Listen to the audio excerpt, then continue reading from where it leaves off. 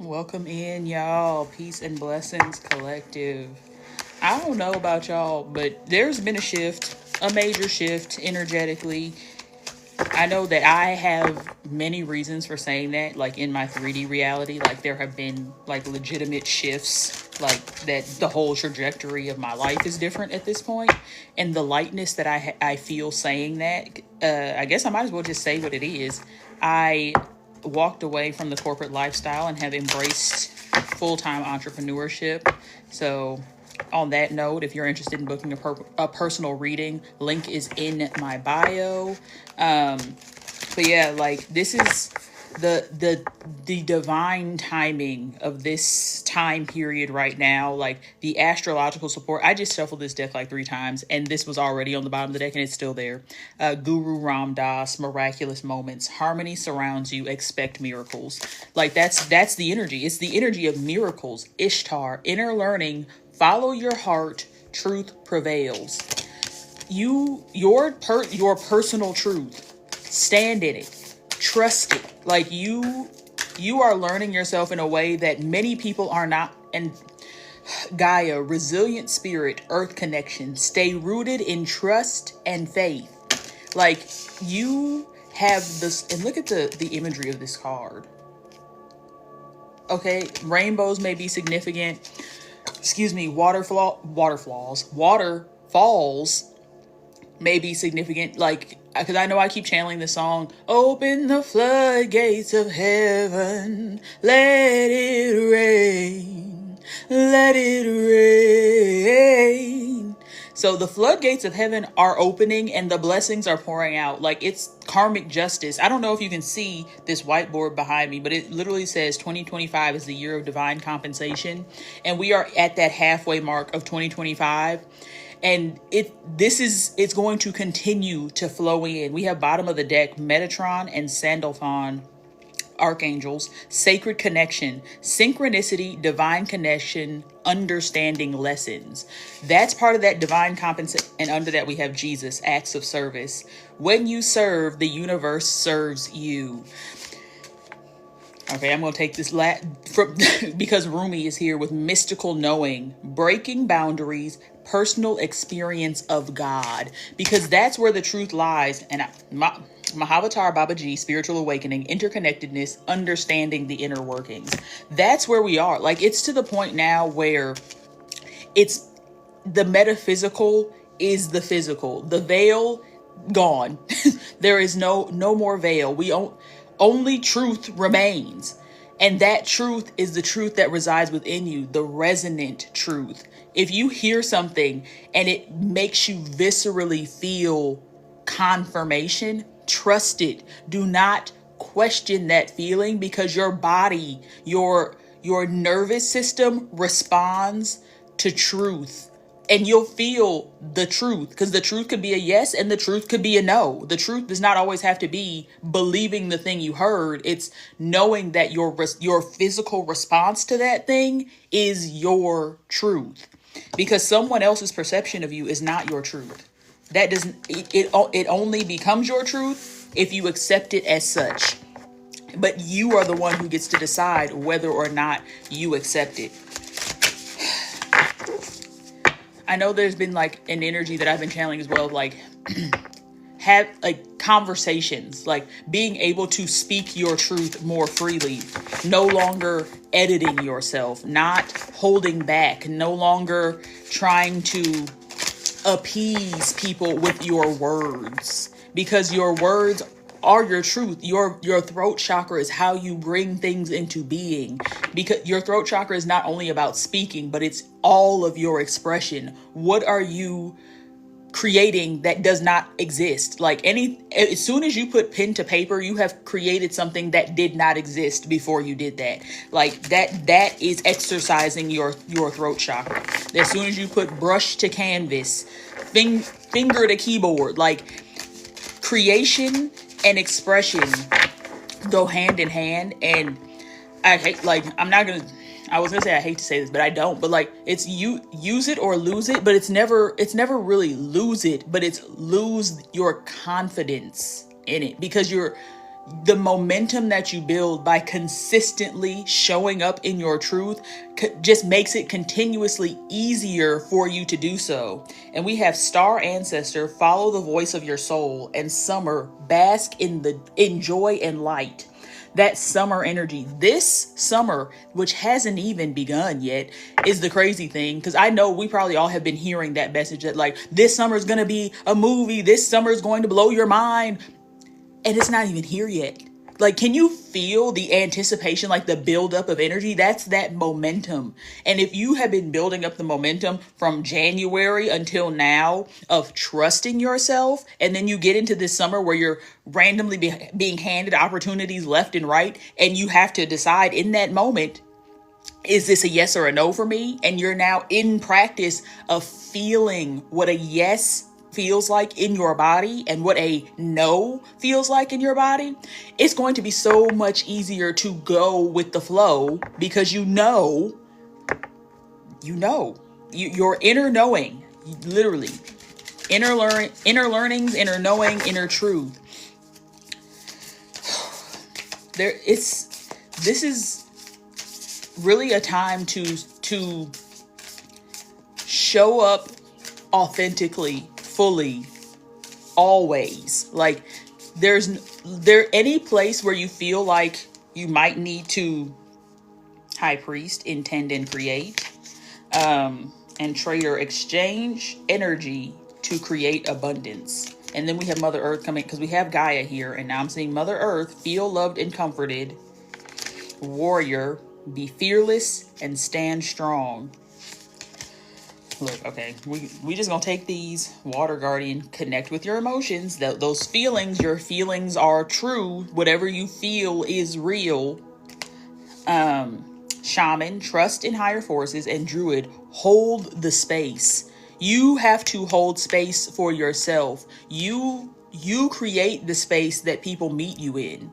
People are going to meet you where you, well, they're going to meet you as close as they can get to you from where they are. But the better you know yourself, the more you understand your truth, the more that, and that knowing is fluid. It's ever changing because you are ever changing, ever evolving, growing, expanding. Your truth is not a fixed state of being. Your truth grows and changes with you as your circumstances change, as your environment changes, as your life situation changes. You change along with it, and that's not a bad thing. Like, people like have that connotation of like, oh, you acting brand new, and am, because I am.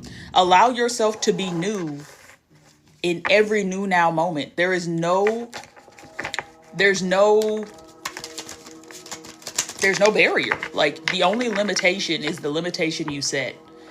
And once you really like are able to ground that into like materially, like, because, and like, even when you're thinking about the things that you feel like are physical limitations, there's a way that those limitations have like battering rams. There are things to break through those limitations, and 99.95% of the time, it's the way you're looking at it. Like, you might already have a way to do the thing that you think you can't do yet, but it's just a matter of allowing yourself to see that there are other possibilities. Even if it's, I'm just simply expressing to source, God, universe, angels, whatever you resonate with, I am open to receiving a new perspective on this situation, and leave it at that. And be open to receiving that new perspective. Abundance. Look, what do we have here? Bottom of the deck. Stress. But we have abundance, the rebel, and nothingness. Like, it's giving like detachment or unattachment, like allowing yourself to see, feel, and experience without identifying with. Like, feel the sadness, feel the nervousness, feel the anxiety even, but don't attach to it. Do not now say, oh, I'm an anxious person, because everything that comes after the I am is your signal to the universe to give you more of that thing. Oh, I had I just experienced some anxiety. I wonder where that came from. Let me sit with that and see what brought on that anxiety, and is there anything that I can do, or that I can, you know, is there something that I'm not seeing? Is there something that I have not addressed? Is there something that I can say in this situation that will mitigate this experience in the future? And that's the holding space for yourself. Allow yourself to explore where the feelings came from instead of identifying the feelings as your personal truth. Because the more you sit in an experience, the more you sit in a feeling and allow yourself to stew in it, it goes from a feeling to a disposition to a personality trait. Like, have you ever met someone who like had this very tragic experience maybe 10 years ago that changed their entire their entire personality? Like they're now cynical or mistrusting, or like miserable even. And that's because they're holding on to the feeling that they felt in that moment and reliving it by continuing to identify with it. It's like really having a victim mentality. And I'm seeing on the bottom of the deck here that strength, like you have the strength to cast away those identities, those old identities, and allow yourself to be new. And it really is that simple. I know it feels like, but what I feel, I eat. Just sit with all those things that you feel like you are in this moment. Excuse me, confirmation verb. And identify the things that don't feel good, because you're saying you're this thing, and every time you say it, it makes you feel bad. There is something there to release. There is something there that you no longer need to identify with. There is something that maybe is not even in your 3D reality anymore that is still continuing to linger. I feel called to say, like, perform a cord cutting ritual. And if that's not something that you have like the knowledge or feel comfortable doing on your own, I offer those services. They're not yet in my link in bio, but I'm just going to add those services. I'm going to add those services to my link in bio. But cut and clear, cord cutting, releasing, and you can cut cords to people that you still want to keep in your life, because cutting a cord does not mean deleting them from your 3D reality. It means breaking the free flow of energy, because a lot of times we have cords to people that we are sending energy through, but we're not getting the energy back. It's like you have non-reciprocal relationships, or you have a cord where your big loving heart is sending love through this cord, and you're receiving criticism, skepticism, mistrust, that's the energy you're receiving back. And that, like, because you have this cord that is a part of you, like a part of your energetic field, you're no longer able to differentiate, oh, am I feeling this way? Or is this the energy that someone else is sending me? Because self-doubt is a symptom of spiritual attack. And I won't even say attack, but it could be caused by someone else. Like when you listen to those doubting voices, or those words of doubt that come into your mind, are they your voice? Are these words that you're actually believing to be true for yourself, that originated from your own psyche? Or is this something that you heard externally and then took on as your truth because you did not have the boundaries to keep out the negativity? Let's see, because I feel like there's another message coming through here. I'm going to pull the Gateway of Light Activation Oracle. We're going to read the book for whatever comes out here. And then I'm going to hop off. I see the question, am I doing free, yes or no? I am not. This is just a collective reading. You take what resonates and leave what doesn't. But yeah, there's connections to things, attachments to things that no longer resonate, that we may not even realize that we have the ability to let go of. But yes, cord cutting. And a cord cutting ritual could be as simple as calling in Archangel Michael with his sword of light to cut the cord and, clear any energy that no longer serves, even if you don't know how to put a name to it or a word to it or even a person behind it, because there are cords, like if you've never done any sort of energetic hygiene, spiritual hygiene, you may have cords to people that you don't even remember. Like there's people who will hook into your energy because they enjoyed it, because your energy was a breath of fresh air. So now every time they need a pick me up, they're like, oh, I remember so and so and such, and their energy was just so, and that's an energetic draw on you. Like, and not necessarily, like, it's not necessarily malicious, but like, you get to decide who has access to your energy, and you also get to call all of your power back to yourself because it's yours. But you share it freely in reciprocal relationship, or offer it as a service to the collective, like just say in the way that I'm doing. I am sharing my energy with you. I'm sharing the energy that is channeling through me with you, but in a, like, it from a place of non-attachment. Like I'm not putting my worth into this interaction. Like, just say, if you get like comments that are less favorable, you don't have, that does not become your truth just because someone else said it. We have karmic board clearing, energetic clearing, rewrite your story, live your truth.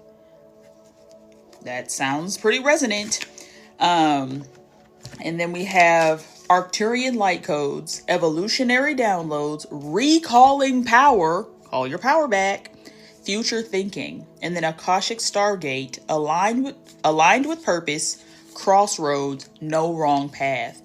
And that's the thing. You have to trust that if you're moving in resonance and you're doing what it is that resonates for you as true and good, like in alignment with your truth, there's no wrong path. Whatever path you choose is going to lead you to your heaven on earth, if that's what you're aligned with, if that's what you are seeking, if that is the path you have intended upon. It literally, because it was intend and create. Come on, where you at? High priest, there it is. Intend and create. Set the intention and know that it will be fulfilled. Like, don't evil eye your own work. Do not doubt your own, the work that you're putting in. Don't plant the seed and then sit there and expect it not to grow. Okay? Like, have faith that the work that you're doing is going to result in you having the things that you are pursuing. Honestly, we're gonna read karmic board clearing, because the rest of these, yeah, let's go there, because as we're talking about clearing energy and energetic hygiene. Karmic board clearing, energetic clearing, rewrite your story, live your truth. The Karmic Board is a congregation of spiritual beings dedicated to implementing the law of cause and effect.